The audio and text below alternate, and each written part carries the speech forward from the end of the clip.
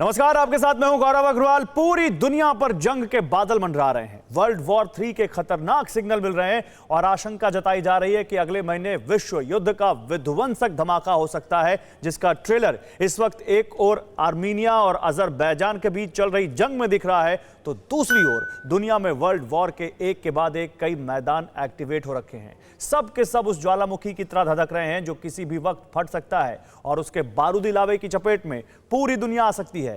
तो महाविनाश की टाइमलाइन किस तरह रेडी हो गई है, देखिए विश्व युद्ध की आशंका पर अब तक की सबसे पुख्ता रिपोर्ट।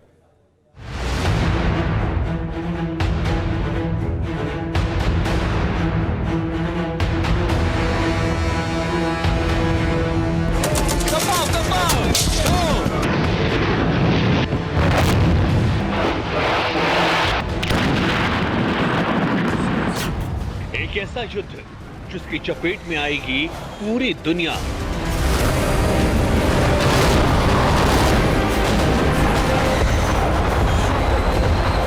एक ऐसा युद्ध जो हुआ तो कई मुल्कों का वजूद मिट जाएगा।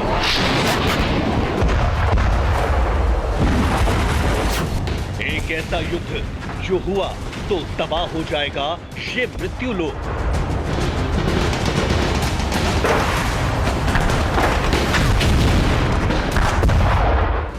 खतरा बहुत बड़ा है। किसी भी वक्त दुनिया की महाशक्तियां एटमी धमाका कर सकती हैं।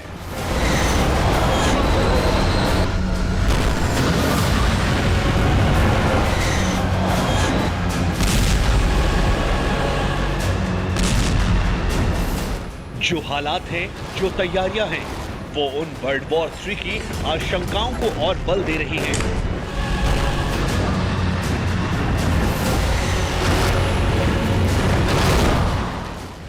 दुनिया के तबाही के सॉलिड सिग्नल मिलने लगे हैं, क्योंकि एक के बाद एक थर्ड वर्ल्ड वॉर के बैटलफील्ड एक्टिवेट होते जा रहे हैं।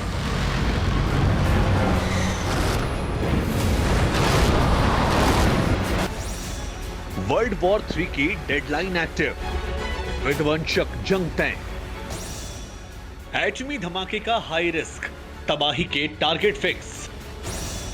जो जद में आएंगे वो नक्शे से मिट जाएंगे। अगले महीने वर्ल्ड वॉर आ रहा है।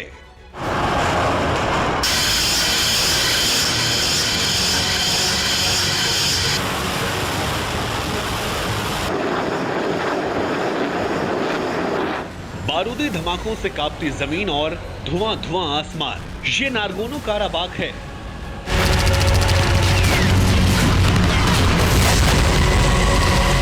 करीब एक महीने से धरती का यह हिस्सा लगातार सुलग रहा है।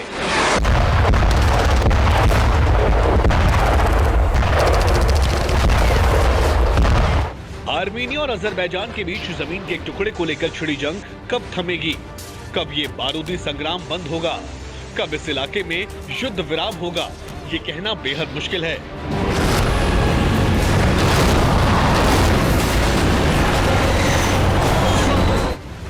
लेकिन इस वक्त जो हालात हैं, वो देखकर यह कहना मुश्किल नहीं कि आर्मेनिया और अजरबैजान के बीच भड़का युद्ध कभी भी विश्व युद्ध में तब्दील हो सकता है।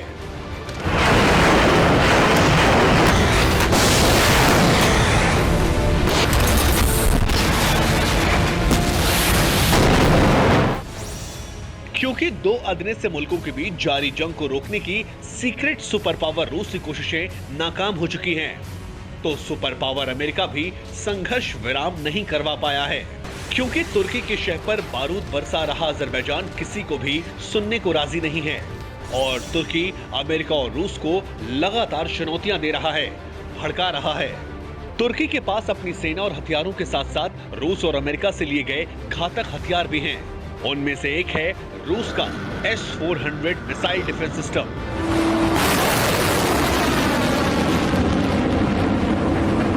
और दूसरा है अमेरिकी F-16 फाइटर जेट्स।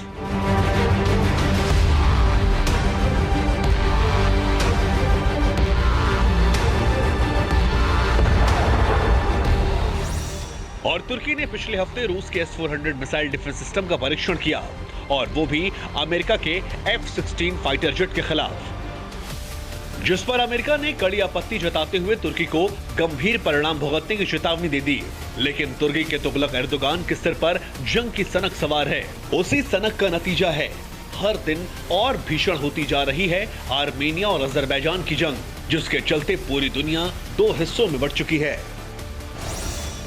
और अगर नारगोनो काराबाख में भड़की युद्ध की चिंगारी विश्व युद्ध के शोलों में तब्दील होती है तो अजरबैजान के साथ तुर्की होगा, चीन और पाकिस्तान भी होंगे।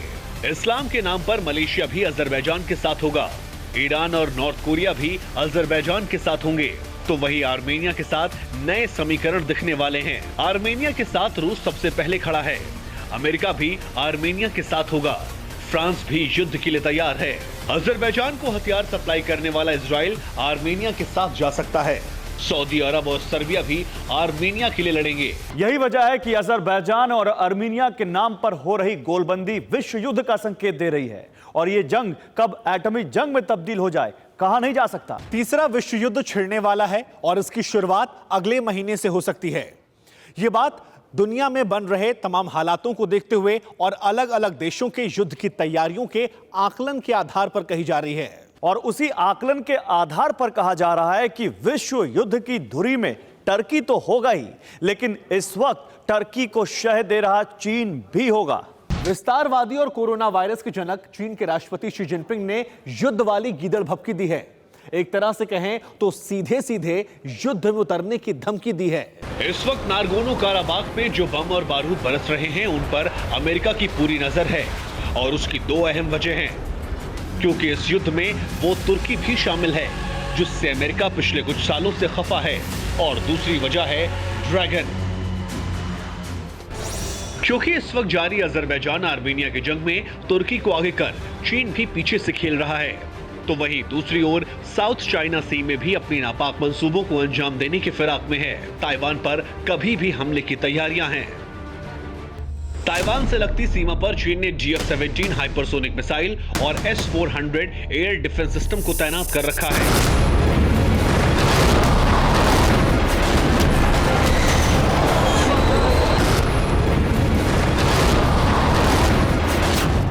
और इस हफ्ते ताइवान की सीमा के पास लाइव फायर ड्रिल भी की है।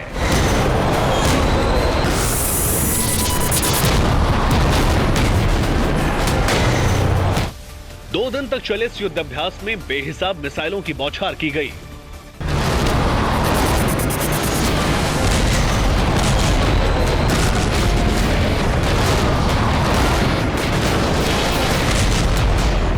इस दौरान ताइवान के विमानों को मार गिराने की प्रैक्टिस के लिए हवा से हवा में मार करने वाली किलर मिसाइलें भी दागी गईं।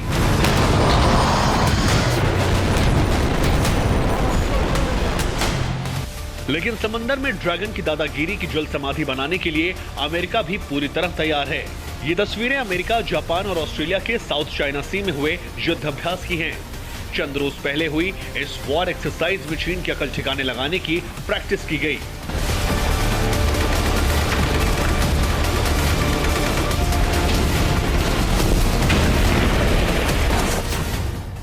साउथ चाइना सी में अमेरिका के Arleigh Burke class guided missile destroyer USS John S McCain DDG-56 royal ने ऑस्ट्रेलिया के HMAS अरुणता और Japan maritime self defence force के साथ मिलकर वॉर एक्सरसाइज की।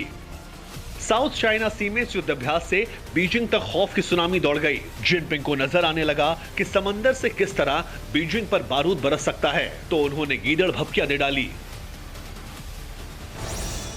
चीन ना तो आधिपत्य स्थापित करने का प्रयास करेगा और ना ही विस्तारवाद को बढ़ावा देगा, लेकिन चीन के संप्रभुता, सुरक्षा और विकास हितों का अगर अनदेखा किया जाता है तो हम खाली नहीं बैठेंगे। जाहिर है समंदर में खुद को चक्रव्यूह में घिरा देखकर जिनपिंग हड़बड़ा गए हैं, लेकिन इस हड़बड़ाहट में अगर जिनपिंग ने कुछ भी ऐसा वैसा करने की हिमाकत की तो टेंशन की चिंगारी से वर्ल्ड वॉर के शोले भड़कने में देर नहीं लगेगी। Bureau report, TV9 Bharatvarsh. उधर वर्ल्ड वॉर 3 के दो मैदान क्या हो सकते हैं वो तो आपने देख लिए। चीन में डायरेक्टली या इनडायरेक्टली चीन का हाथ है, लेकिन चीन की बदौलत इस वक्त दुनिया में जंग के और भी कई मोर्चे खुल गए हैं जहां से उठी चिंगारी पूरी दुनिया को खाक कर सकती है। आशंका जताई जा रही है कि वर्ल्ड वॉर का ट्रिगर अगले महीने दब सकता है, लेकिन ऐसा क्यों कहा जा रहा है? आखिर वर्ल्ड वॉर का नवंबर कनेक्शन क्या है, इस रिपोर्ट में देखिए। 3 नवंबर के बाद छिड़ सकता है विश्व युद्ध। आपके मन में सवाल उठ रहे होंगे कि ये 3 नवंबर की तारीख क्या है और क्यों इस दिन के बाद कभी भी विश्व युद्ध की आशंका जताई जा रही है। तो हम आपको बता दें कि 3 नवंबर सिर्फ एक तारीख नहीं बल्कि दुनिया का भविष्य है। इस दिन अमेरिका के राष्ट्रपति चुनावों के लिए वोट डाले जाएंगे। ट्रंप दोबारा दुनिया की सबसे पावरफुल व्हाइट हाउस में बतौर राष्ट्रपति पहुंचने के लिए मैदान में हैं, लेकिन उनकी जीत के चांस ज्यादा नहीं बताए जा रहे।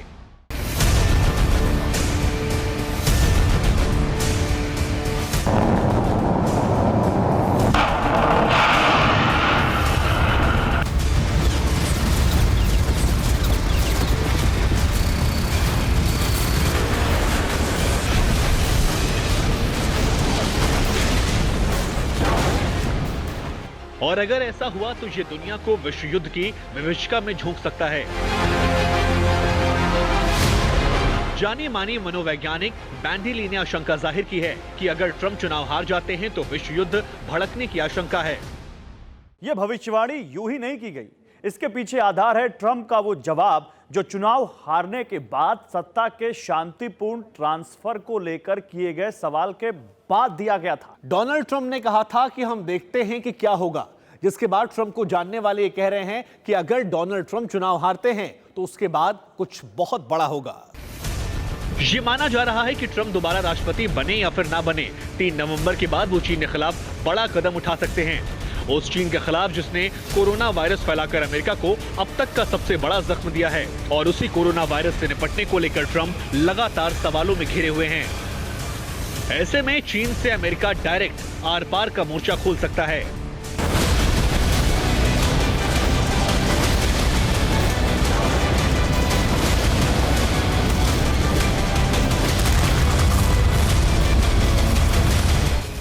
उस मोर्चे के लिए एक जगह हो सकती है साउथ चाइना सी, तो दूसरी LAC।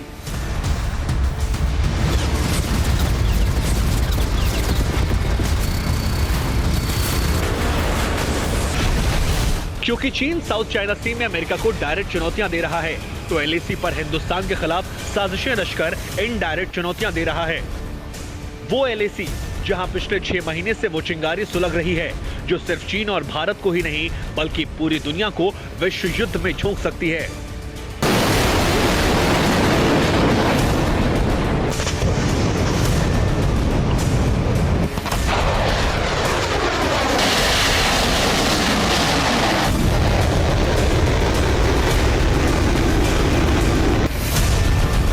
LAC पर हिंदुस्तान से चीन के पंगे को दुनिया तीसरे विश्व युद्ध की आहट भी मान रही है, क्योंकि LAC पर टैंक है, फाइटर जेट है, तोप है, बख्तरबंद गाड़ियां हैं, मिसाइलें हैं, मतलब युद्ध का हर साजो सामान जुटा मिल गया है।